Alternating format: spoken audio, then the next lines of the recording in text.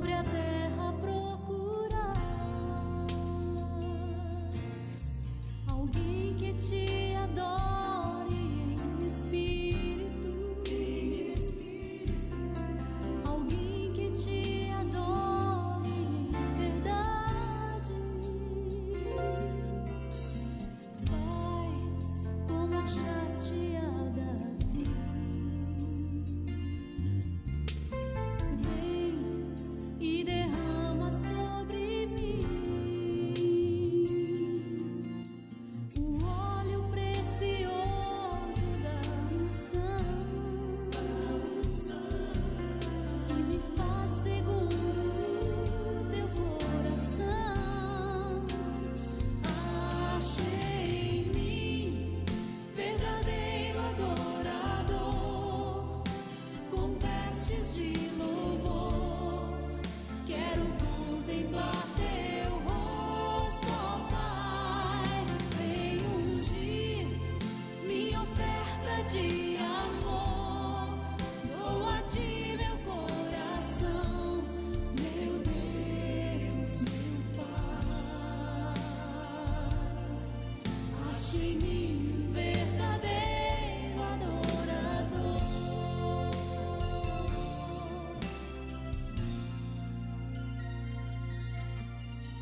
Pai, como achaste a Davi. Aqueles que nós estamos lendo a respeito daquilo que foi registrado, do que Abacuque conversava com Deus e o que Deus respondia a ele. E essa conversa, ela começa com uma crise. Qual que era a crise de Abacuque? É que o povo da aliança, o povo de Deus, do Antigo Testamento, estava o quê? Longe, se desviando, frio, distante de Deus, com práticas muito distantes daquilo que Deus tinha para a vida deles. Deus tinha um projeto para aquele povo. Aquele povo, pelo relacionamento que teriam com Deus, eles seriam um sinal de Deus para as outras nações. As outras nações veriam exatamente o modo como aquele povo se relacionaria com Deus, e isso seria o testemunho, ou bandeira. Deus seria conhecido entre os outros povos pelo modo como aquele povo vivia. Mas isso não estava acontecendo, então o profeta em crise, ele questiona Deus. E ele diz para Deus: Deus, o Senhor não está respondendo as minhas orações, eu estou pedindo por avivamento, e eu não ouço a resposta do Senhor, não vejo nada acontecer, o Senhor não faz nada. O Senhor não vai fazer nada com esse povo que está se desviando, que está esfriando. E Deus responde. E quando Deus responde, ele fica chocado, ele fica muito surpreso com a resposta que Deus dá, porque Deus diz para ele o seguinte: eu já estou fazendo, você não sabe, mas eu já estou fazendo. Eu estou levantando um outro povo, o povo caldeu, ou babilônicos, e eles virão, e eles são terríveis, eles são violentos, eles chegam e assolam e dominam, e eles virão e dominarão vocês. E eles farão isso em obediência à minha vontade, porque vocês estão precisando ser disciplinados. Como Deus amava esse povo, ele vai disciplinar esse povo usando um outro povo, os caldeus, para isso. Aí que piorou para Abacuque. Se ele já estava em crise porque Deus não agia ou não respondia, ele ficou numa crise ainda maior. Ele fala: Deus, mas se tu és santo, por que só vai usar um povo que é mais ímpio do que nós somos? Nós não estamos bem, é verdade. Nós já estamos numa impiedade aqui que não dá para ser povo de Deus e andar desse jeito. Mas esse povo é terrível. Só vai pegar um mais ímpio para disciplinar o seu próprio povo, sendo que tu és santo. E Deus novamente responde a Abacuque. E a resposta de Deus é muito criativa. Porque Deus diz para Abacuque, antes de dizer o conteúdo para dar resposta, Deus diz assim para Abacuque: Abacuque, faça um outdoor bem grande, mais grande. E nesse outdoor você coloca o que eu vou te dizer agora. Porque o que eu estou te dizendo agora vai acontecer. E eu preciso que todos saibam que o que vai acontecer acontecerá por um propósito que eu tenho.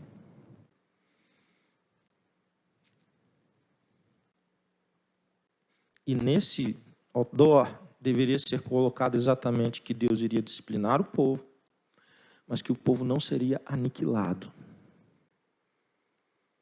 Porque esse Deus tinha feito promessa de que o Messias, o Salvador, ele viria desse povo. E ele manteria a sua parte da promessa.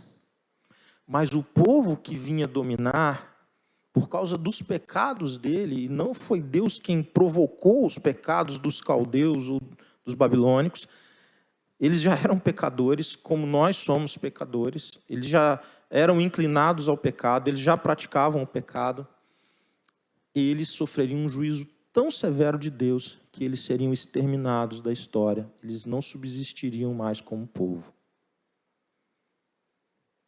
Tudo isso era para colocar no outdoor. Você pensa o tamanho do outdoor, hein? Eu já estou aqui uns 5 minutos só para explicar o que é para o outdoor.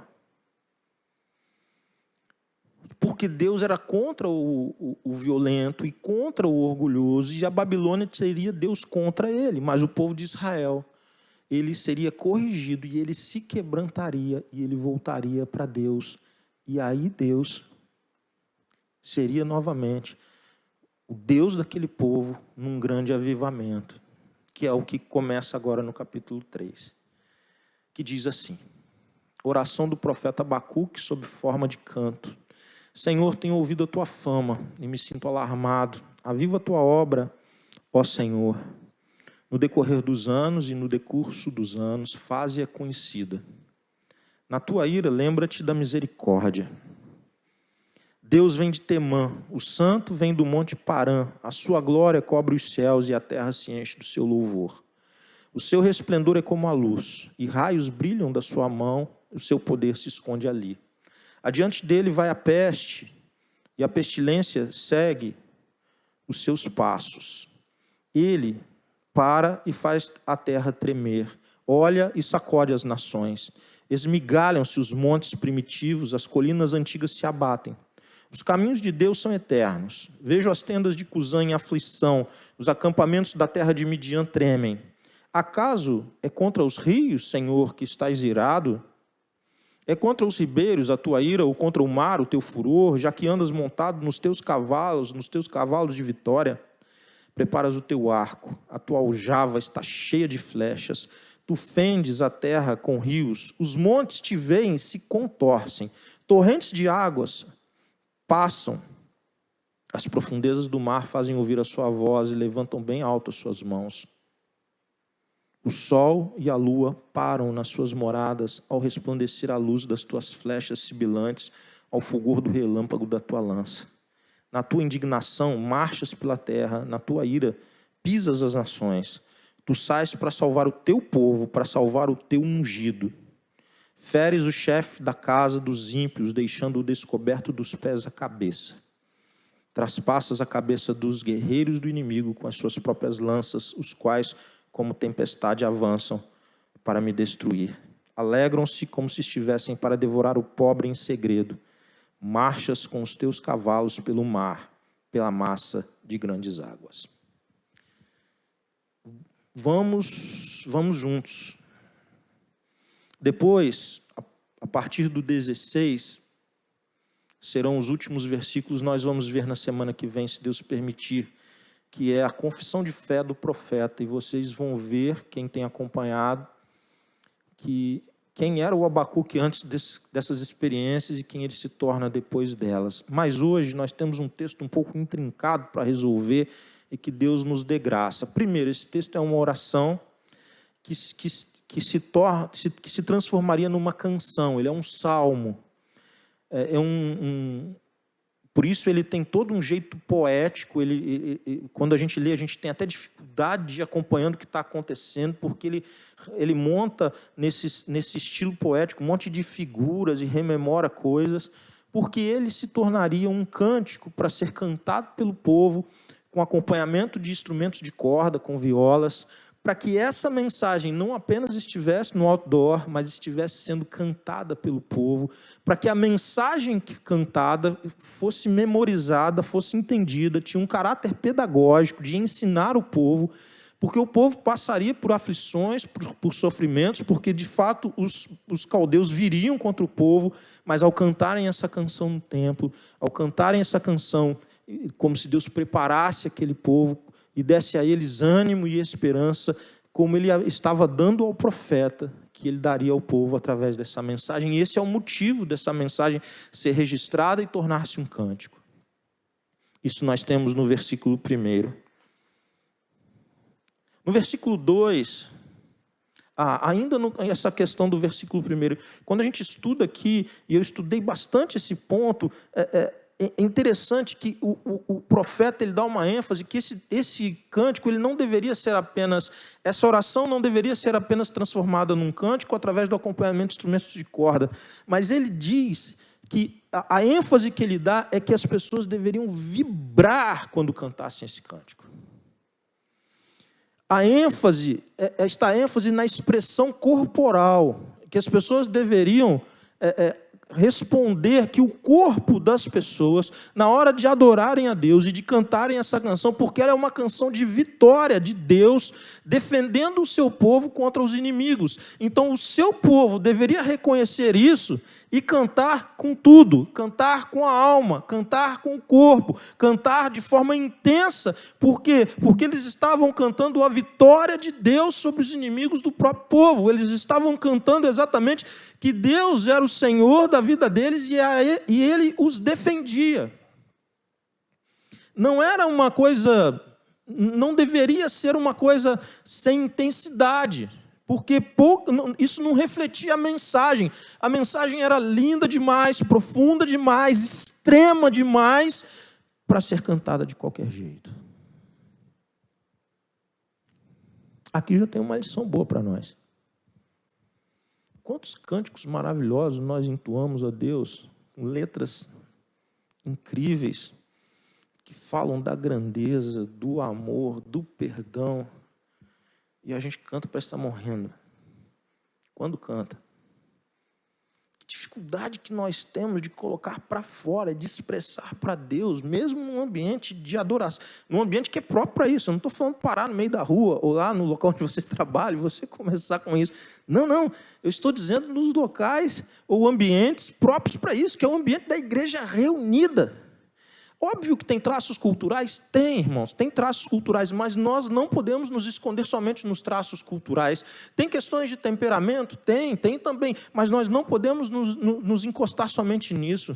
A verdade é que mesmo os traços culturais e mesmo as questões de temperamento, nós temos algo que é maior e que é o ponto que eu quero atacar aqui, que eu quero enfatizar, que nós precisamos, de fato, aprender a adorar a Deus com intensidade, com verdade, com alegria, com quebrantamento, com júbilo, com festa, com o que tiver que ser. Senão, nós estamos jogando o nosso próprio tempo fora, irmãos. Os irmãos vêm de casa para quê? Para adorar a Deus, para meditar na sua palavra, para orar a Deus. Então, quando nós nos reunirmos como igreja do Senhor, nós façamos isso com toda a intensidade. E eu não estou falando de hinos que não são conhecidos, de hinos novos que a gente não sabe a letra. São hinos que se nem nós projetássemos, nós já saberíamos. Não é por conta disso, mas às vezes nos falta esse entendimento do que nós viemos fazer aqui. E não importa se é culto de jovens, se é culto de idosos, se é culto da família, não importa. O que importa é que nós estamos aqui para adorar a Deus e nós temos todos os motivos para adorá-lo. E Ele é digno de ser louvado, Ele é digno de ser exaltado, Ele é digno de ser adorado. E nós não podemos jogar essa oportunidade fora, porque essa oportunidade é magnífica e foi Ele que nos deu.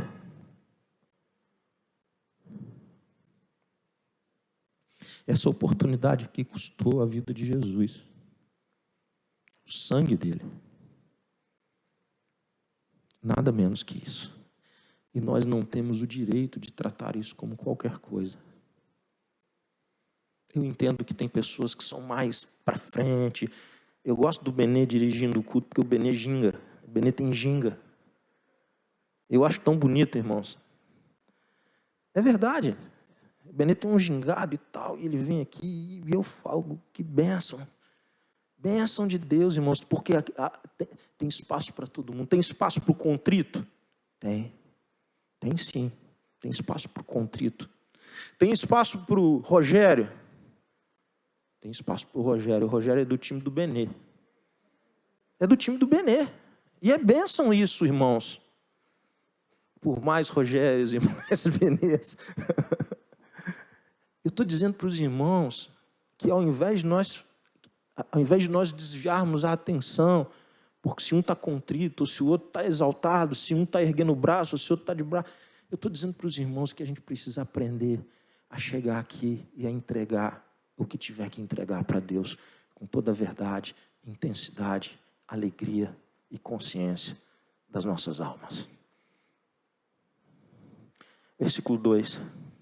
Senhor, tenho ouvido a tua fama e me sinto alarmado.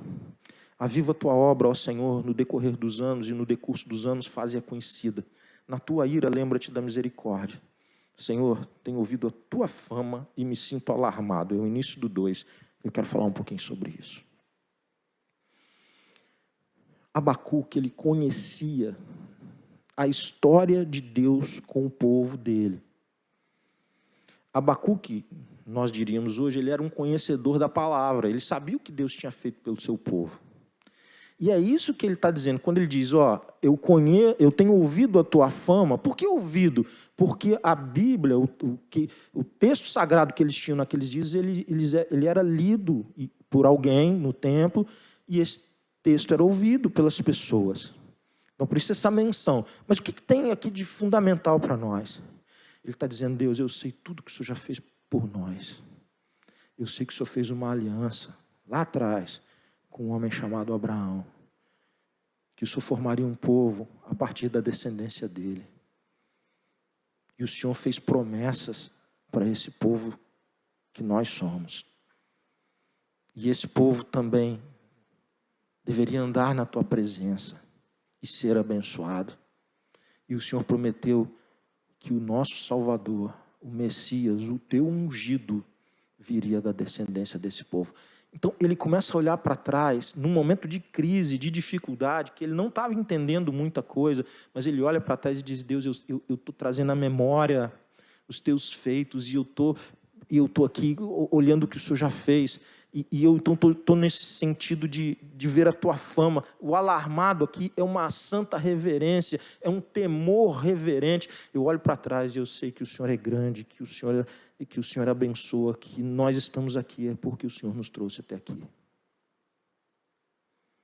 E ele, depois que ele diz isso, que esse é o sentimento dele, ele faz alguns pedidos para Deus. O primeiro pedido, aviva a tua obra, ó Senhor, no decorrer dos anos. Nós precisamos urgente de um avivamento. Nós precisamos para ontem de um avivamento. Não é só aquela geração que precisava. Eu preciso de um avivamento na minha vida.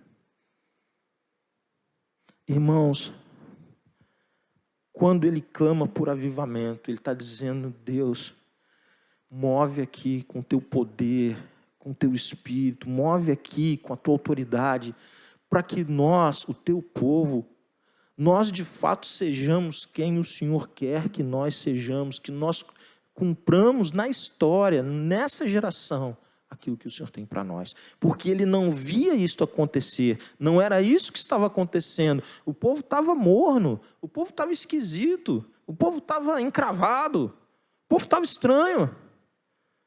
O povo tinha sentado ali, não, nós somos povo de Deus e tal, mas e cadê tua relação com Deus? E cadê teu testemunho? E cadê o teu desejo de fazer a vontade de Deus? E cadê a tua santificação? E cadê a alegria nas coisas de Deus? Isso tudo estava sumindo e dizendo, não, mas nós somos povo de Deus. E Abacuque está dizendo, Deus, eu sei o que o Senhor já fez no passado, vem nessa geração e faz de novo, e aviva-nos, Deus. Enche o nosso coração daquele primeiro amor, que a gente chorava os nossos pecados e reconhecia a tua grandeza, tua santidade, teu poder, que nós daríamos a nossa vida, Deus, em benefício de alguém que nós amamos, que ainda não tinha Jesus. Esse avivamento, irmãos. Esse sentimento tomando conta da igreja.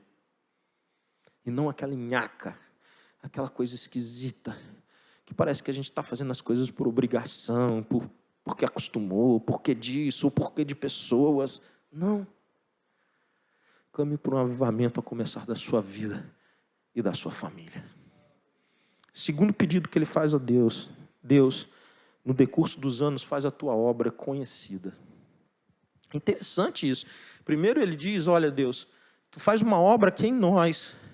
E depois ele começa a dizer: olha, sabe aquele teu projeto, Deus? Aquele teu projeto de o Senhor ser conhecido, o Senhor ser exaltado, o Senhor ser reconhecido como Deus. Eu desejo ver isso. Eu desejo que o Senhor seja reconhecido pelas tuas obras poderosas que fazes em nosso meio. E a maior delas, irmãos, é o amor. A maior obra de Deus é o amor, porque o amor se manifesta de muitas formas, de muitas maneiras.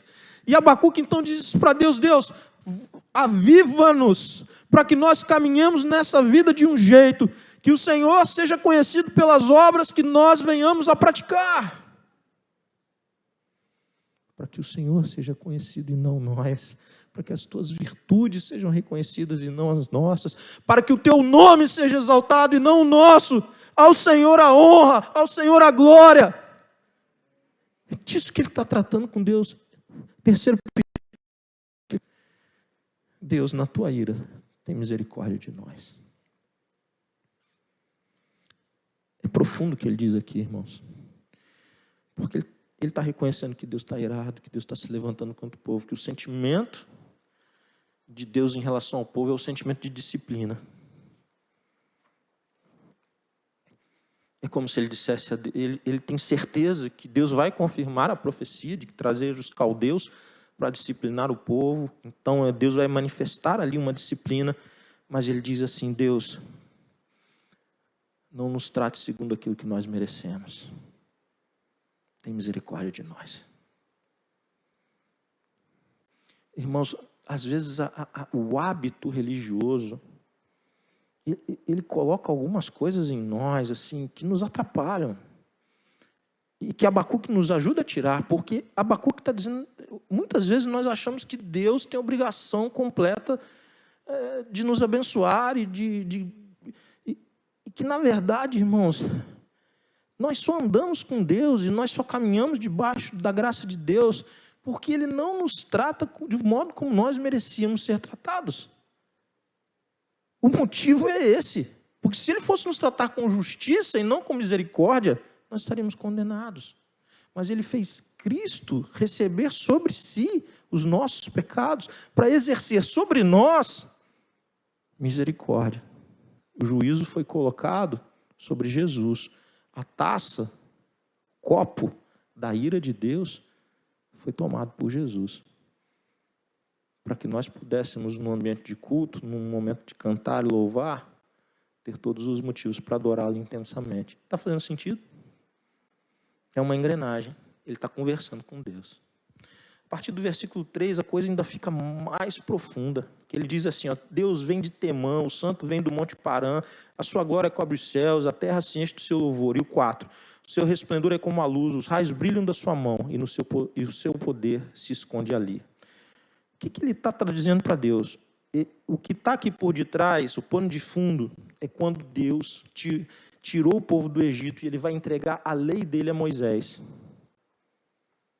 Eu não sei se você vai se recordar, eu não tenho tempo para ler o texto todo e tal, mas eu vou... O monte, começa a ter um monte de coisa assim, sabe? Efeitos especiais de filme de Hollywood.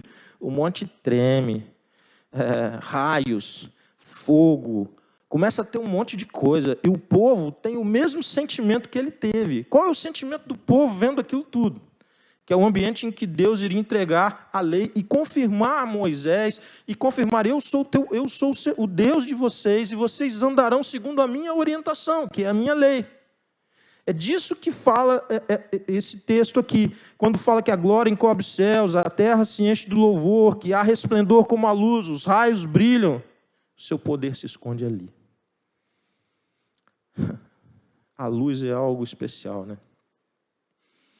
Porque Deus se revela na luz, mas Ele se esconde na luz, ao mesmo tempo.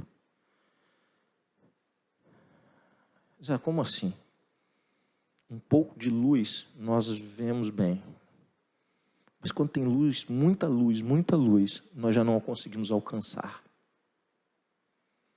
A experiência do monte para o povo é exatamente essa. Eles viram muita coisa de Deus, mas eles também perceberam que Deus era infinitamente maior do que aquilo que eles conseguiam ver.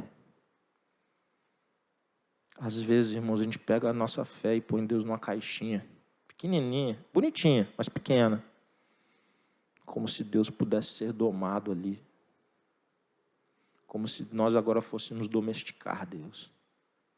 Eu não tive a experiência, nem quero ter, irmãos, de viver um terremoto. Alguns irmãos aqui já viveram isso. A experiência de estar num local com terremoto. A terra treme e parece que toda a sua segurança acabou. Nós vamos ver que essa ilustração vai caminhar aqui nesse texto, mas o que ele está dizendo é que a presença do Senhor, ela infunde em nós a certeza que a gente está diante daquele que é infinitamente maior. E isso precisa acontecer, irmãos. Não é pelo fato da gente dizer que Ele é pai, que Ele é paizinho, que Ele nos chamou à mesa dEle, a família dEle, que Ele nos trata como filhos, que nós somos irmãos, que isso deve gerar em nós uma irreverência na presença de Deus. Você vê que uma das principais características dos demônios, quando o demônio se manifesta e fala pela boca de alguém, uma das principais características dos demônios é a irreverência. Uma irreverência completa contra Deus e contra todas as coisas de Deus. Terrível. Nós estamos diante daquele que é infinitamente maior. Qual é a grandeza de Deus? Tudo que existe, que a gente conhece, que a gente não conhece, Ele está ao redor e sustentando tudo isso. Ele não está nem dentro disso. Ele está fora disso. O texto vai adiante, eu quero acelerar um pouquinho. 5, 6 e 7. Aí o pano de fundo é o Egito. A libertação do Egito. Fala que ele vai à frente, à frente dele vai a peste, a pestilência, segue seus passos, ele faz a terra tremer, ele sacode as nações, aí esmigalham-se os montes primitivos e colinas antigas. O Egito era conhecido como essa civilização antiga, os montes antigos aqui, os montes primitivos, as colinas antigas, é uma referência ao Egito e à libertação do Egito com as pragas. E ele está dizendo, olha como ele está conversando aqui e ele está tendo essa visão de Deus, ele está ali com Deus, na intimidade com Deus, Deus vai dando essas visões, Deus vai rememorando a ele, Deus vai trazendo à memória dele essas coisas. E aí ele se lembra de um fato que é determinante. Esse Deus que está dizendo que vem com os caldeus para nos disciplinar, que vem com uma nação poderosa para nos disciplinar, é o mesmo Deus que nos livrou de uma nação poderosa para nos libertar. É isso que ele está trazendo à memória. É Ele quem faz todas as coisas e o poder é dele. Então ele olha lá para trás, para aquilo que Deus fez. Ele olha lá para o final, para aquilo que o Senhor já havia feito na libertação do povo. E isso traz consolo e conforto para ele. 8, 9 e 10. A casa é contra os rios, e ele agora, a menção é a travessia do Mar Vermelho. E talvez até o Jordão, quando eles já tinham atravessado o deserto, estavam chegando para Canaã, eles precisavam atravessar o Jordão. A ideia agora é aqui que Deus, ele vem como ele vem sobre a natureza e ele controla tudo. Então ele é capaz de parar o mar, ou ele é capaz de parar o rio. Ele vem contra o rio e diz: pare. As águas param. Mas aí a pergunta poética e retórica diz: mas é contra o rio que ele está nervoso? A ira dele é contra o rio, é contra o ribeiro? Não. Ele só está manifestando o seu poder como Senhor de todas as coisas.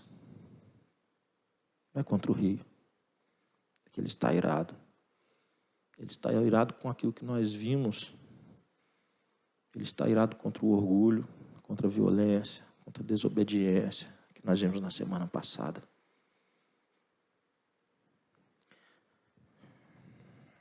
Olha que bonito, versículo 10, a parte B. As profundezas do mar fazem ouvir a sua voz e levantam bem alto as suas mãos. Imagine o mar, olha a imagem disso aqui. No ponto mais profundo, ele ouve a Deus, e não somente ouve, mas ele obedece. E a ideia de levantar as mãos, imagine as duas mãos levantadas, aquele LOL, ok? As duas mãozinhas levantadas, é o mar parando, uma parede de água de um lado e uma parede de água do outro, numa menção poética, mas muito clara, a libertação do povo de Deus do Egito. A pergunta é se nós obedecemos, se nós ouvimos e obedecemos a Deus, e mais, se nós ouvimos para obedecer. Muitas pessoas querem, eu tenho vontade de aprender a ouvir Deus, eu tenho vontade de desenvolver, eu quero viver essa intimidade com Deus, de eu ouvir Deus, Deus falar comigo e tal, estou em busca de que Deus fale comigo. E amém por isso, glória a Deus por isso. Mas eu quero te dizer, Deus tem muitas coisas para tratar conosco, e nem todas são as coisas que nós gostaríamos de ouvir. Sabe o que Abacuque queria ouvir? Abacuque queria que Deus falasse com ele assim: olha, fica tranquilo, Abacuque, fica susse que está comigo. Eu vou fazer um mover tão grande no meio do povo que vocês vão se quebrantar e vão ficar na minha presença sem precisar dos babilônios. Fica tranquilo, eu vou fazer isso. Era o que Abacuque queria ouvir, mas não foi o que ele ouviu. Ele ouviu que Deus disciplinaria o seu povo e que Deus tinha autoridade, poder e faria isso para a glória dele. Versículos 11 e 12 é um outro momento especial do povo de Deus, e a menção aqui é a passagem de Josué, que Deus faz aos olhos dos homens, obviamente. O sol e a lua parassem para que Josué pudesse terminar uma batalha quando eles estavam tomando Canaã. A vitória contra os amorreus acontece exatamente nessa extensão da faixa do dia, para que a batalha terminasse e o povo de Deus saísse vitorioso. Olha quanta coisa ele está olhando e observando que Deus já fez. Quanta coisa. 13 e 14. Tu sais para salvar o teu povo, para salvar o teu ungido. A ideia de um guerreiro, irmãos, em alta velocidade. Feres o chefe da casa dos ímpios, deixando descoberto dos pés à cabeça. Óbvio que tem uma menção aqui à Babilônia. Claramente, que ela seria ferida, que Deus viria ao encontro e traria juízo sobre a Babilônia, mas é muito mais do que isso. Deus vai vencer diante de todos os olhos, vai ficar claro diante de todos os olhos a vitória de Deus sobre todos os poderes. Todos os poderes. Quando fala a expressão feres o chefe da casa dos ímpios, se a gente tem uma aplicação imediata, mas ela tem uma aplicação futura, e a aplicação futura é todo o domínio de Deus sobre toda a maldade. Isso vai ser posto sobre o diabo, sobre os demônios. Todos estarão sob juízo de Deus. Alguém pode perguntar: Deus, pastor, Deus está no inferno? Será que Deus está no inferno? Está. Está lá exercendo o quê? Juízo. Juízo dele mesmo. É disso que esse texto está dizendo. E é isso que está entrando no coração de Abacuque. Que a vitória, assim como tinha acontecido na libertação, assim como Deus tinha mostrado a sua fidelidade no Sinai, assim como o seu poder para que o povo vencesse batalhas, ao final não ficaria nenhum inimigo de Deus de pé.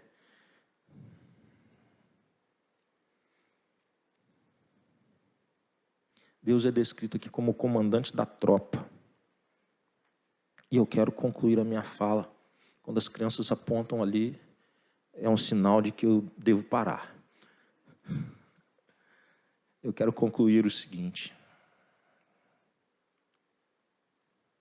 Você percebeu a importância de conhecer o que Deus já fez?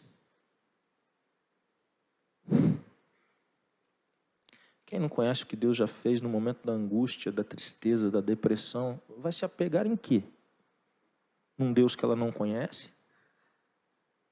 E se não conhece, não confia.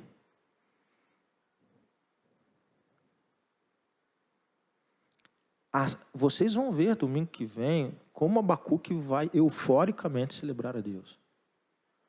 E o contraste com o início do livro. Mas qual que é a senha da mudança? Ele conhecia ao Deus da vida dele. Irmãos, o grande desafio nosso não é fazer coisas para Deus, é conhecer a Deus.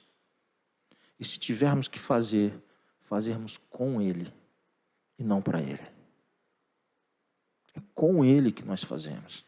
Às vezes a ideia de fazer coisas para Deus gera um ativismo sem nenhuma profundidade, sem nenhuma consciência e sem nenhum relacionamento com Ele. É na dependência a Deus que Ele nos chama para fazer qualquer coisa. É fruto do nosso relacionamento com Ele. Os nossos ministérios, o nosso servir, seja qualquer ministério, qualquer serviço, ele deve ser fruto e resultado direto do nosso relacionamento com Deus, porque fazemos com Deus, porque caminhamos com Deus. Conhecer a Deus é fundamental. Toda a argumentação de Abacuque, a esperança dele, estava no fato de que ele conhecia Deus. Interessante que aqui você vê sempre, ele vê um Deus justo, um Deus que exerce justiça, um Deus que vem, um Deus guerreiro, um Deus que vem à frente, um Deus que disciplina, mas ao mesmo tempo ele vê um Deus misericordioso. E isso é interessante porque ele equilibra as duas faces de Deus, porque esse Deus é ao mesmo tempo justo e misericordioso. Ele ao mesmo tempo disciplina e ao mesmo tempo perdoa. Ele ao mesmo tempo disciplina e aviva a obra dele no meio do povo. Então você vê que Abacuque tem uma visão equilibrada de Deus. Ele não é o Deus da cadeirinha de balanço, isso é assim mesmo, deixa estar. E nem o Deus com chicote na mão que aniquila todo o povo. Mas é um Deus que cumpre as suas promessas. Segunda consideração. O sol parou, o mar abriu, os relâmpagos, o monte todo tremeu. Uma série de coisas aqui são sobrenaturais de Deus.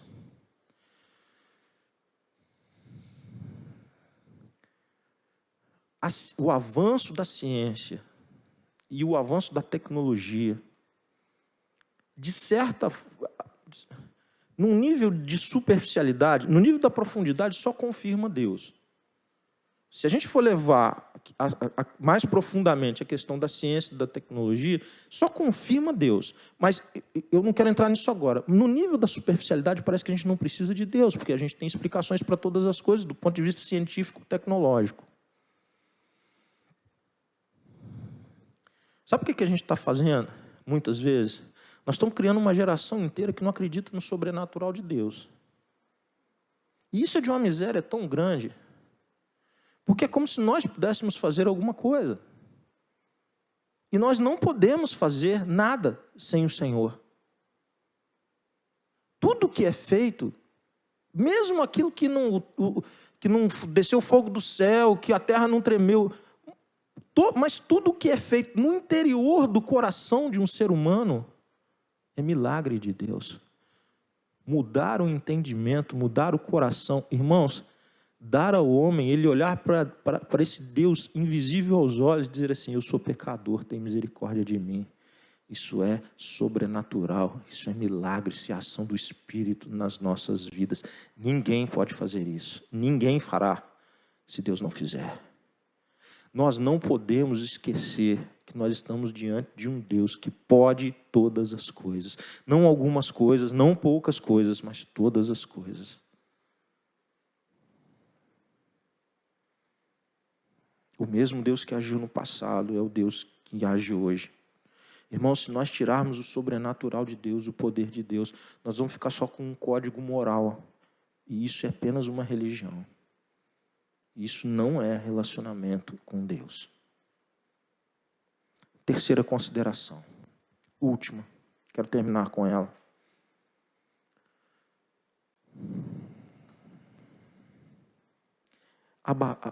Abraão não, irmãos.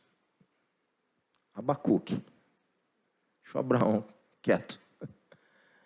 Abacuque tem um vislumbre de Deus, irmãos. Pensa isso. Imagina que fosse você entrou lá no teu quarto, fechou a tua porta, foi orar, e tu está nessa resenha com Deus, tu está na tua crise com Deus, é o Abacuque. E o Abacuque está lá, mas é assim, não, Deus, mas não pode, é assim. E aí Deus começa, invade aquele ambiente dele ali. Invade a presença dele, o coração e a mente dele, e traz isso tudo aqui que a gente viu.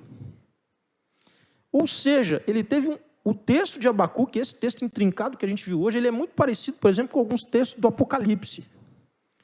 Com imagens, com coisas acontecendo num lugar e outro, na terra, no céu. Mas o que ele tem ali? Ele tem um vislumbre de Deus. É como se abrisse e ele vê Deus. E ele vê Deus de uma forma sobrenatural. Ele vê Deus de uma forma especial. Não é que ele entendeu uma doutrina sobre Deus. Não é que ele entendeu algo sobre Deus, mas ele viveu uma experiência profunda com Deus. Deus deu a ele uma visão.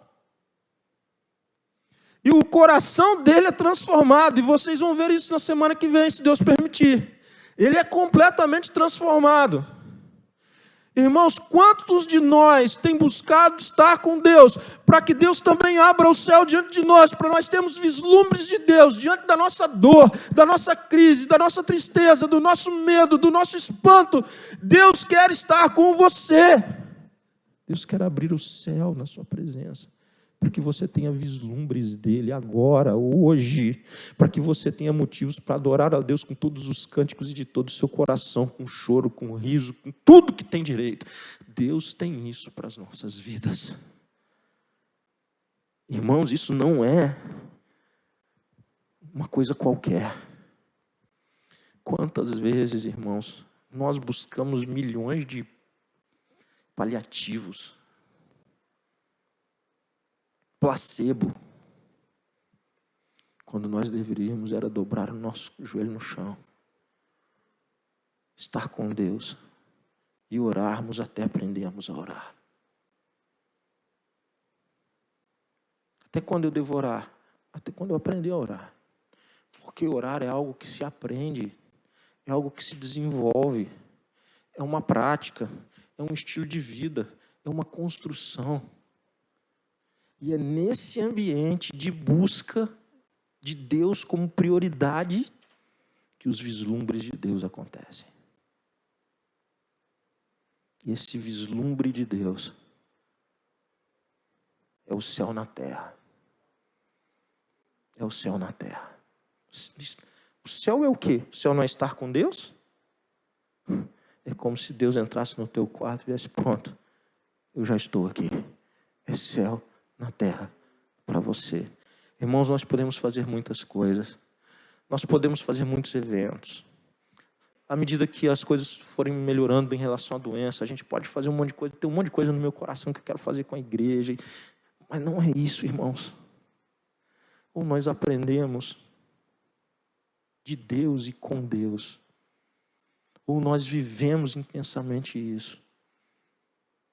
Ou nós não conseguiremos viver como Deus quer. Quero te convidar a baixar sua cabeça, fechar os teus olhos. Quando Abacuque vê, irmãos, e quando ele tem o vislumbre de Deus, ele tem a certeza que Deus enviaria o Messias. O teu ungido é a menção que ele faz aqui. Irmãos, ele tem o vislumbre de que a promessa de que aquele povo, Deus levantaria no meio daquele povo salvador, permanece intacta, mesmo no tempo da crise, mesmo no tempo da dificuldade, mesmo no tempo que ele não entende todas as coisas, mas ele entende que Deus continua no comando e que Deus continua com planos de salvação para a vida dele e para a vida daquele povo. Chegaria um tempo que esse Deus seria conhecido na terra, o conhecimento da glória a Deus se derramaria, se espalharia como as águas cobrem o mar.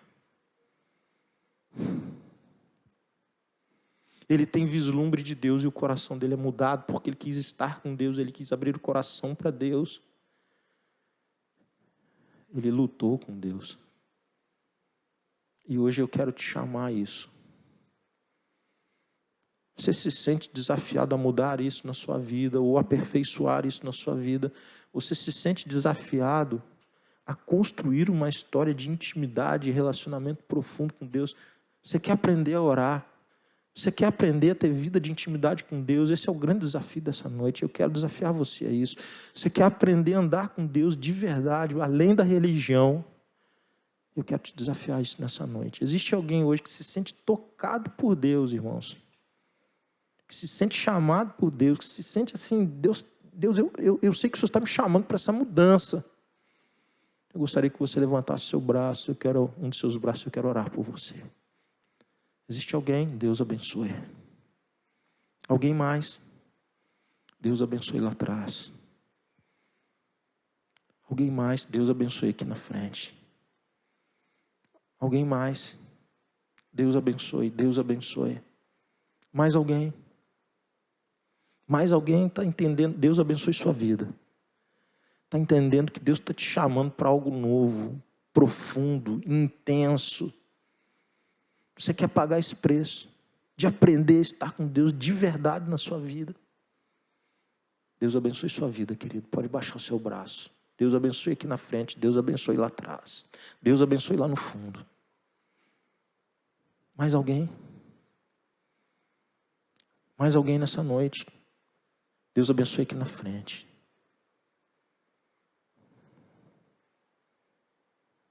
Eu quero orar.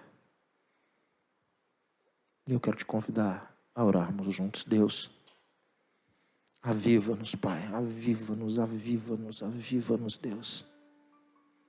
Dá-nos convicção do pecado, Deus. Faz-nos ver, Deus, o tamanho, a extensão e a profundidade do perdão de Jesus, para que nós tenhamos vida santa, que nós tenhamos alegria nas coisas do Senhor, tenhamos alegria no Senhor, Deus. Deus, que tudo que a gente já conhece, como Abacuque, Deus, tantas pessoas aqui já conhecem tanto do Senhor, mas que isso entre no nosso coração de um jeito, Deus, que nos leve a uma mudança profunda, a uma vida de intimidade. Deus, nós desejamos vislumbrar o Senhor desde agora. E nós precisamos disso, Deus, porque nós desanimamos, nós esfriamos, nós ficamos confusos, nós olhamos para as circunstâncias, todas essas coisas, Deus, estão presentes dentro de nós, mas nós sabemos que estando em intimidade contigo, estando com o Senhor, Deus, nós caminharemos conforme o Senhor quer que caminhemos. E eu peço por todos esses que nessa noite aqui, Deus, levantaram uma de suas mãos, sinalizando que desejam isso nas suas vidas. Eu quero te pedir em favor deles, Deus, para a glória do teu nome, confirma essas vidas no teu altar de graça. Deus querido, nós precisamos vislumbrar a tua face para termos uma conduta diferente. E nós te pedimos, Deus, que o Senhor lute por nós. Nós somos fracos, mas tu és poderoso. Tens todo o poder, Deus. Não há autoridade como a tua. O Senhor manda, o Senhor reina, o Senhor é o soberano. Toda a natureza, Deus, te ouve e te obedece. Deus, e em Jesus Cristo, Deus, nós podemos caminhar em triunfo, Deus, sabendo que estaremos, Deus, debaixo da tua graça, debaixo da tua proteção, sabendo que através de Jesus nós fomos tornados justos, Deus, nós fomos justificados, e nós queremos viver essa vida por fé, Deus, como nós aprendemos com o próprio Abacuque, que o justo, Deus, viverá e prevalecerá pela fé, e é isso que nós queremos te pedir, Deus, luta por nós e aumenta a nossa fé, Pai.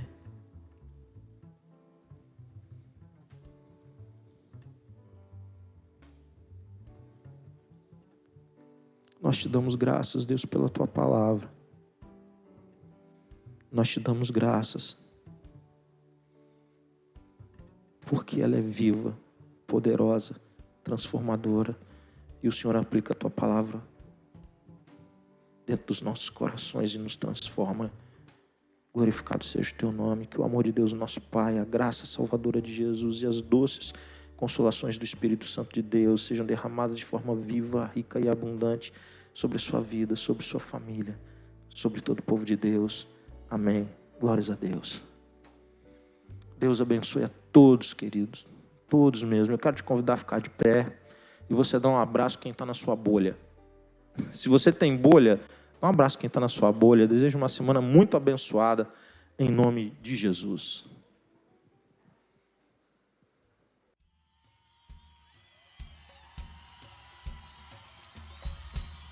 Eu quero ver essa galera.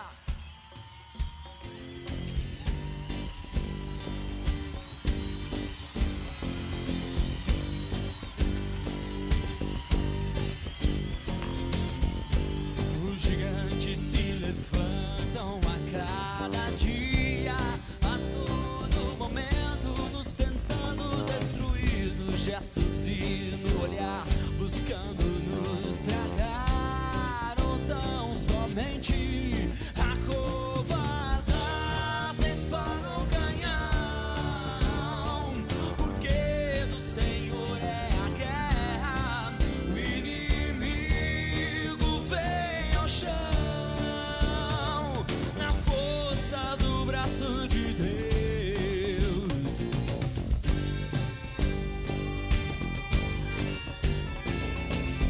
Como um menino e uma pedra lançada ao ar, é mais um Golias que vamos derrubar. Loucura para os homens, sabedoria ao que crê, os mistérios de Deus, pra mim e pra você.